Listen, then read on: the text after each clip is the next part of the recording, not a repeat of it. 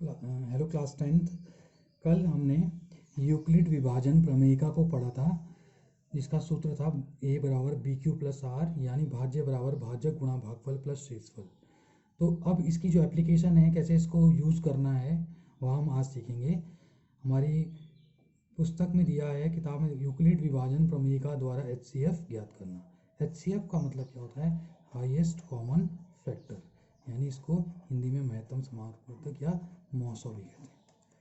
तो प्रश्न है किताब में कि 135 व 225 का HCF ज्ञात करना हमने यूक्लिड के द्वारा, यूक्लिड विभाजन प्रमेयिका के द्वारा। तो हम सबसे पहले क्या करेंगे, छोटी संख्या जो छोटी होगी दोनों में, उससे बड़ी संख्या को भाग देंगे। तो 135 लिखा हमने और यहाँ 225 लिखा। अब इसमें हम भाग देंगे। इसमें 3 अंक हैं, इसमें भी 3 अंक हैं, तो 13 एकम 13, इन दोनों में डिवाइड करेंगे तो 135 एकम 135। भाग देने के बाद 5 में से 5 गया 0, 2 में से 3 नहीं जाता, हासिल लिया, 12 में से 3 गया 9, तो 90 शेषफल बच गया। इनमें ये जो संख्या है, यह है हमारी, जिसको हम भाग दे रहे हैं वह भाज्य, जिससे हम भाग दे रहे हैं वह है भाजक, और जो ऊपर आया ये हमारा भागफल, और नीचे जो बचा है वह है शेषफल। तो अब हम यूक्लिड विभाजन प्रमेयिका का सूत्र लगाएंगे। यूक्लिड विभाजन प्रमेयिका से जो सूत्र है a बराबर बी क्यू प्लस आर, या समझने के लिए भाज्य बराबर भाजक गुणा भागफल धन शेषफल। तो यहाँ पर हमने देखा कि भाज्य जिसको भाग दिया वह 225 है, भाजक जिसे भाग दिया वह 135 है, भागफल 1 आया, शेषफल 90 आया।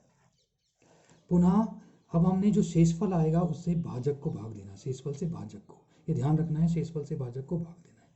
तो यहाँ पर शेषफल 90 था और भाजक था 135, भाग देंगे 90 एकम 90, 90 लिखा, 5 में से 0 गया 5 और 3 में से गया 4, 45।